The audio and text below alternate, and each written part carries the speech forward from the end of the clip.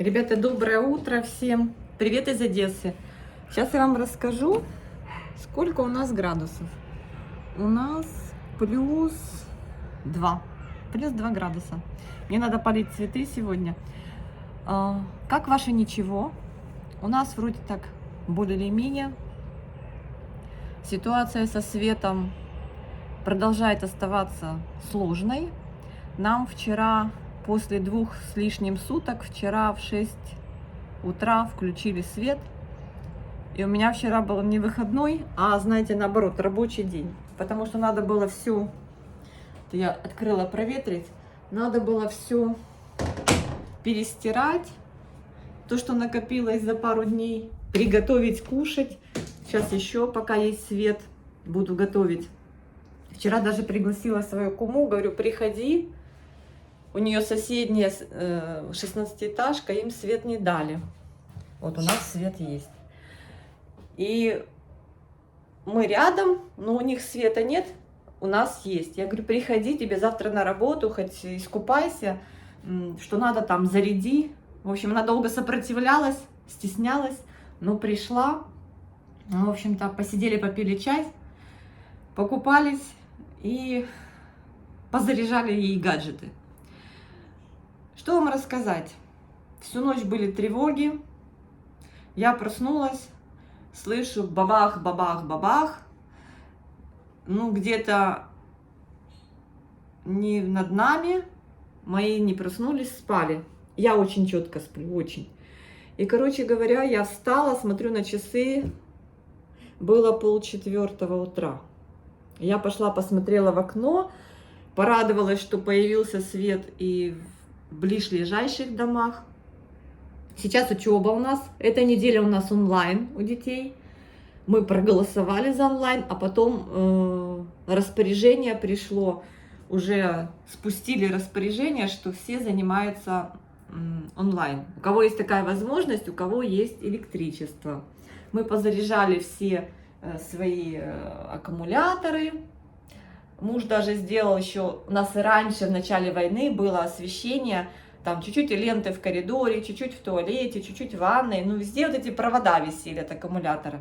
Я распорядилась убрать все, а теперь говорю, нет, давай аккуратнее делай, но возвращай. Короче, капец.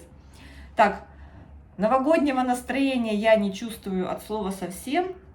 Может быть, это связано с тем, что погода такая, знаете, мрачная, видите?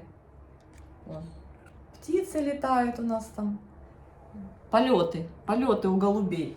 Голуби срываются и такими многочисленными группами передвигаются по небу. И вот, знаете, такая погода больше не декабрьская, она больше такая ноябрьская, мряка. У меня стоит елка, еще я ее не нарядила. Сын сегодня будет ее распаковывать. Мы где-то в 22-м году купили дешевую искусственную елку. Решили пока не покупать. Всегда, каждый год, на протяжении долгих лет у нас всегда были живые сосны или елки, или пихты. Потом мы решили нет. И такую скромную маленькую елочку приобрели. Так, я иду делать себе кофе. Сына уже завтраком покормила. И сама сейчас иду делать кофе. Сварила себе смяточку яичко. И Жорику сварила яичко. Спасибо вам всем за то, что вы передаете ему привет. Сейчас вам я его покажу. Я его в субботу покупала, я вам рассказывала. Потом купили, мы с вами ходили в зоомагазин, купила я эти капли. И вчера вечером, пока он там у мужа сидел, балдел, я его взяла, раздвинула шерсть на холке и немножко закапала ему адвантикса вот этого. Он так встрепенулся, видно, подпекает все-таки. Слушайте, у меня в квартире все, надо еще постель заправить. Все вот эти банки, склянки, все набрано водой. Капец. У меня еще и сегодня стирка. Сейчас вам покажу елку. Вот она у меня стоит еще в упаковке. О, сейчас покажу вам Жорика. А вот и Жорик. Он с утра к Лемоше пристает. Жора, Жор, не надо обижать птичку. Да, птичка хорошая. Это я взяла Лемошу для того, чтобы насыпать ей корма. сняла ее с ее полки. Ну, он, конечно же, заинтересовался ею. Видите? Слушайте, вчера на Тему заказала себе под елочку. Чтоб вы думали, что заказываю сейчас под елочкой. Ни за что не догадаетесь. Я себе заказала 25 на 30, не знаю, как будет работать, солнечную панель. Для того, чтобы заряжать телефоны. Там 2 выхода. Но муж, конечно, мне сказал, что лучше ты мне эти деньги отдай, чем ты их просто выбросишь. Ну, ребята, я не знаю. Отзывы хорошие на эту панель. Попробую. Мне прям просто хочется, чтобы у меня солнечная сторона, и мне обидно, когда в солнечные дни альтернативная энергия пропадает. Ну, в доме, конечно, проще сделать солнечные панели, там на крышу поставить, да, если есть деньги, вложения. Привет, чего ты кричишь? Ты не хочешь, чтобы он к тебе приставал, да? Вот такой вот я красавчик.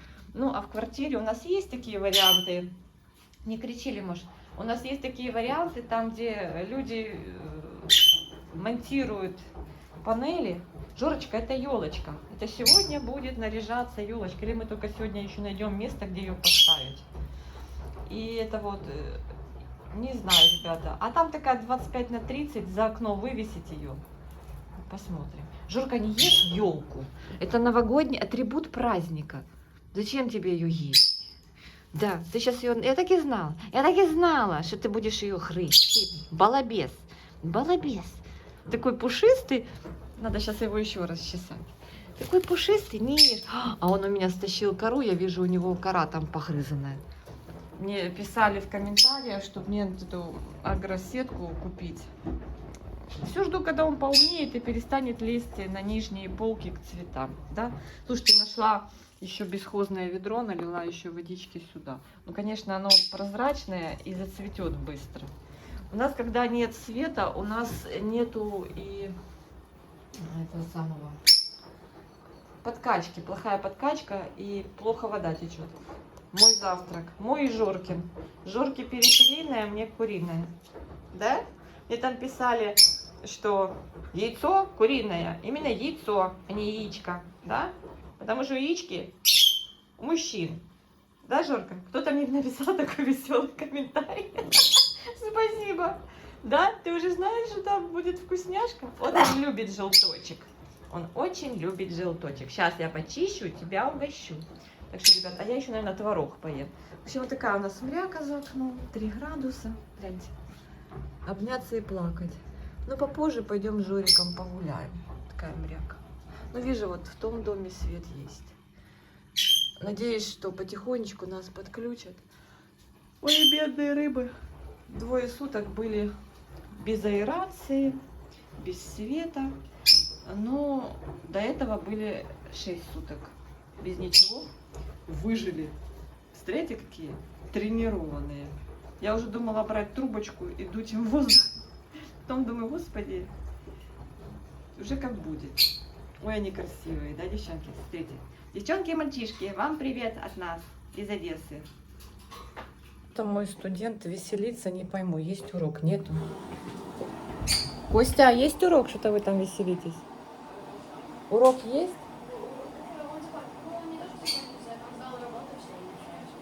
А, перемена типа, да? Фу, я думала, воздушная тревога, посмотрела, тревоги нет. Все нормально. У меня стирка очередная. Ой. Делаю себе кофе. Волшебные звуки чайник в Одессе. Ой, ребята, устали все уже от этого, конечно. Но держимся. Короче говоря, вчера почитала чаты наши. Ну, сидим же в чатах. Никакого света нету, все в чатах сидят. И, конечно, это самое, все друг друга поддерживают. У нас в чате дома предложение, если на новогодние праздники нам устроят опять вот такой вот коллапс, наши соседи, то мы выйдем с мангалами во двор.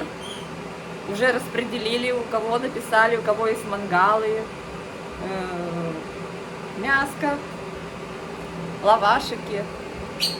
И отпразднуем праздники. У нас большой дом, Я называю дом-пароход. 500 с лишним квартир. Очень все дружные. Ну, есть группа такая взбалмошная людей, жителей, которые вечно всем недовольны, а так в основном все нормально. В общем-то, стараемся не унывать, друг друга поддерживать, друг друга выручать. Ну, а как иначе? Знаете, раньше все жильцы в одесских дворах собирались, обсуждали новости, все. А теперь все сидят в этих чатах, в Телеграм, в Вайбере. Принцип не изменился, только меньше общения такого. Но, когда выключают свет, и мы все идем по лестнице, вверх, вниз, хоть друг друга видим, такие: о, сосед, я тебя уже 2 года не видел. Представляете? Вот так вот. Потому что все в лифты впрыгнули и поехали. А сейчас хоть увиделись. Во всем надо искать позитив. Так что вот так. Ребята, гляньте, какая у меня футболочка. Мне что-то стало жарко. Сейчас я посмотрю, сколько у меня градусов в квартире. Отопление есть. Так. 21,8. Уже 9 часов. Хотела позвонить тетке, спросить, как у нее там дела со светом. Но боюсь, что племянницу разбужу. Она, если не на работе, она не каждый день работает, может дрыхнуть до 11. Поэтому я воздержусь. Потом будет на меня ругаться. Так. Вот что-то мне стало, я что-то с утра оделась, свитшот одела. А сейчас мне стало холодно. И нашла вот такую футболочку. Отгадайте в комментариях, где я ее взяла. Раритет такой. Не, она новая была. Новая. Так, у меня творог безлактозный. Я люблю безлактозный творог. Как-то вот он у меня лучше усваивается. И сейчас делаю бутерброд с вареной колбасой, с маслом. И покушаю. А творожок я полью медиком. У меня еще 1,5 литра карпатского меда з полонини. Дуже смачного. Так що приєднуйтесь. Ой, девчата, спасибо, что пишете, спасибо, что поддерживаете. Все переживают. Мне много очень сообщений пришло в личных от зрителей моего основного канала. Спасибо, девочки. Спасибо, мальчики. Ой, ну шо, вот такая вот жизнь. А что сделаешь? А что сделаешь? Надеемся на лучшее. И мы уверены, что будет все хорошо. Как говорится, за темнотой всегда свет. В конце туннеля. И черная полоса сменяет, светлой полосой меняется, да? Короче, ну вы поняли. Так, а Жорка попрошайничает, потому что тут у него мисочки, а он все равно творожок. Я сюда мисочки принесла его, чтобы он здесь со мной кушал. Ты покушал корм? Чего ты пристаешь? Ну, он любит с утра, конечно же, творожка немножко хряпнуть. Слушайте, ну вот я понимаю, что нельзя собаку кормить вот это смешанным питанием, что там типа корм, значит только корм, иначе начнутся проблемы. Ну это ж невозможно не дать творожка тому маленькому песику. Я дам маленькую глудочку творожочка вот столько. Он любит. Сейчас мама даст тебе творожочек. Мои все смеются, когда я говорю: мама даст. По привычке 2 сына и еще 1 сыночек. На, кушай. Так, смотрела с утра, я вам говорила, иногда смотрю блогера нашего одесского, Марина Се. Смотрю, она там, думаю, на 7-й километр, что ли, поехала. Снимает видео про то, что происходит на 7-м километре. Она, конечно, девочка находчивая. Она себе взяла, ну, она, получается, приехала на 7-й километр, показывает, и идет по рядам.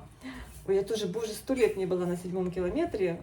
Ну, мы как-то поехали очень давно, и я поняла, что это не для меня.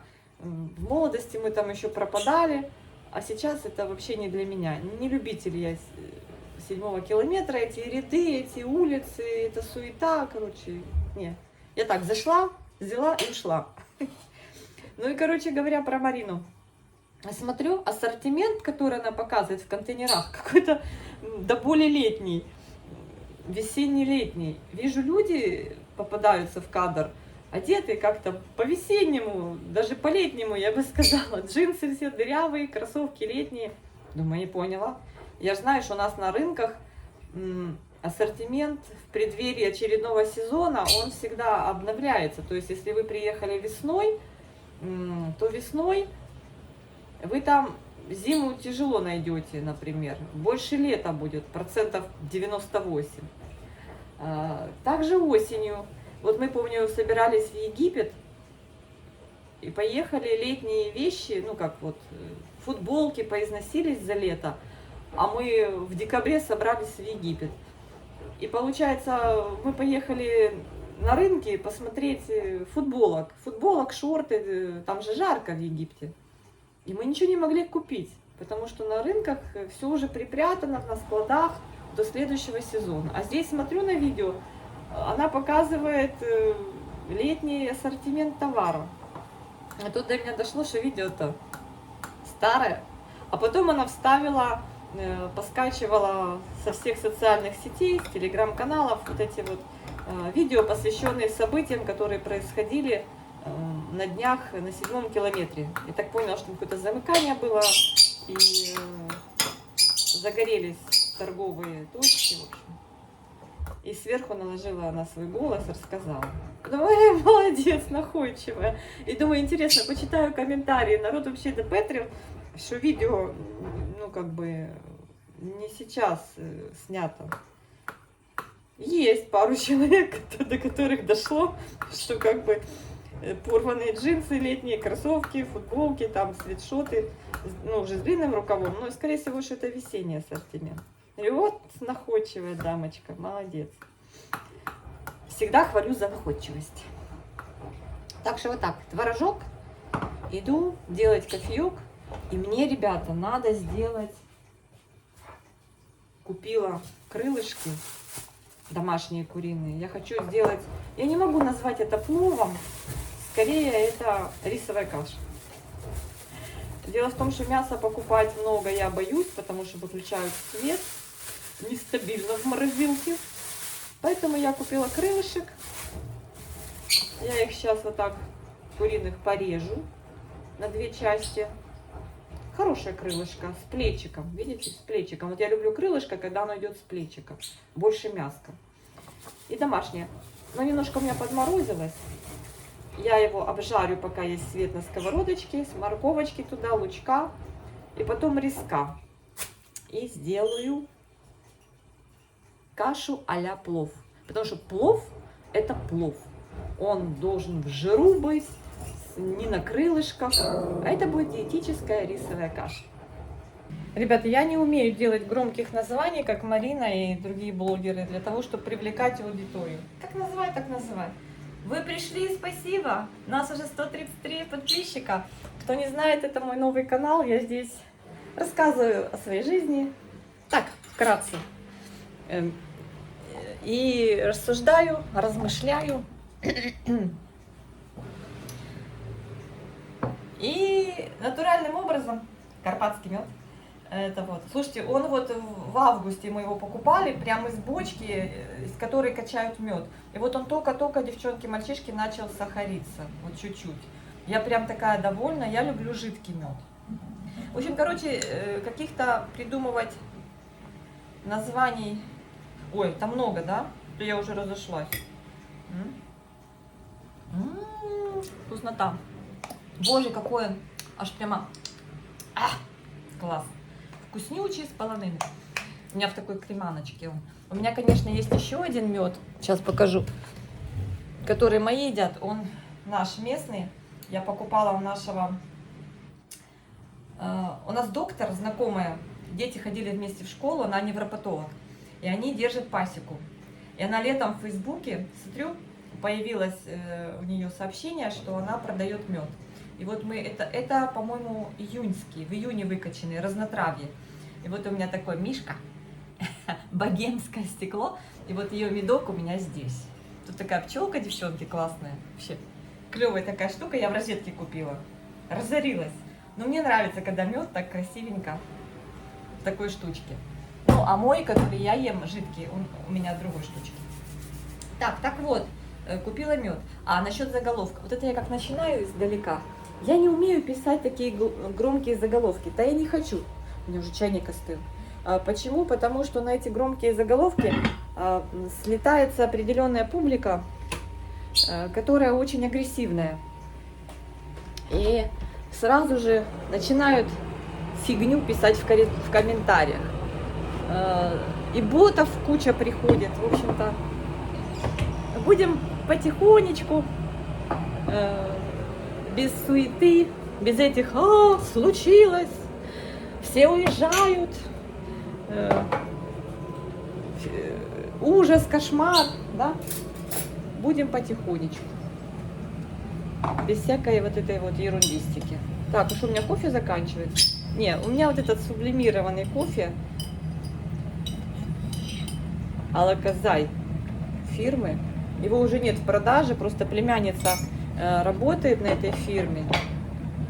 И они последние запасы, раньше в Сельпо можно было купить, они последние запасы работники повыкупали, и я тоже, я люблю это кофе именно этой фирмы. И я тоже у нее заказала, много заказала. Ну не вагон, конечно. В общем, мне на какое-то время хватит, а потом буду думать, на какое переходить.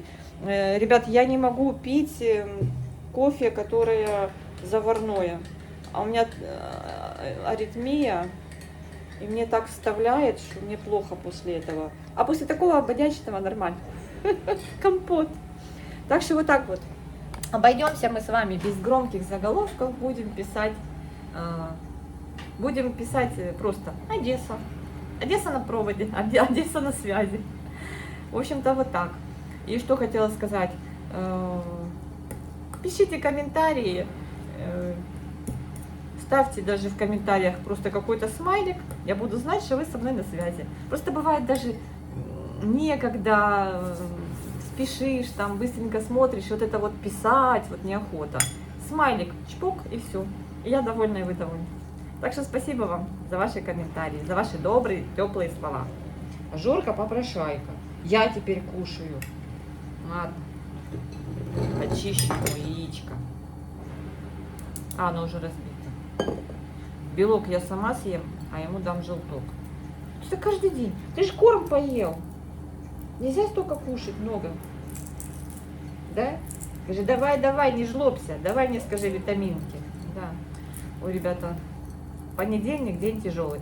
Надеюсь, что ваш понедельник не тяжелый. И вся неделя предновогодняя будет у нас полна приятных хлопот. Пусть у вас будет хорошее настроение. Сегодня, кстати, я прочитала день коротышки. Или удивительно. Что, ты не хочешь желточек? Ты же просил. Не, съел. День коротышки. Жорка, день коротышки. Ты коротышка? У Жорки папа, белочек, той пудель. Будем отмечать день коротышки. Вчера гуляли, видели с Жоркой тоже мальтипуху. Только это самое, от более крупного пуделя. Такой более крупный. И качество шерсти немножко другое. Не такое, как у нас. У нас барашки. Мы его постригли, у него барашки теперь, как у пуделя. А там прям такой велюр. Прям такой прям плюш такой. Я так удивилась. Мальтипухи, чем прикольные, они все разные. Они вот похожи друг на друга с этим бэби-фейсом. Они, конечно, и вижу, популярные они, конечно. И показывала я вам видео вообще шоколадного. Шел такой прям шоколадный. А потом мы эту девочку встретили на обратном пути. И она утверждает, что у нее это пудель. Я, блин, смотрю, это мальтипу. Ну, я что буду спорить? Человеку виднее. Человек покупал. Ну, у пуделей, у них мордочка вытянутая больше. А здесь приплюснутая. Она говорит, нет, у нас пудель, у нас не мальтипу. А у нас мальтипу.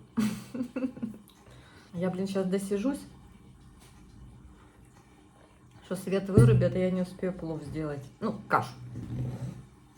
Это не плов. Это не женщина, это беда. Ну, ритуал надо соблюсти.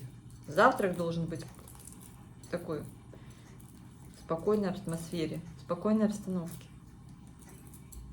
Да, надо пошевелиться, ребят, надо пошевелиться. Потому что никакого графика и расписания нет. Кого есть возможность подключать, какие линии, того подключают. И потом, если отключают, то может 3-4 дня вообще ничего не быть. Все, линию выключили, подключили какую-то другую, и до свидания.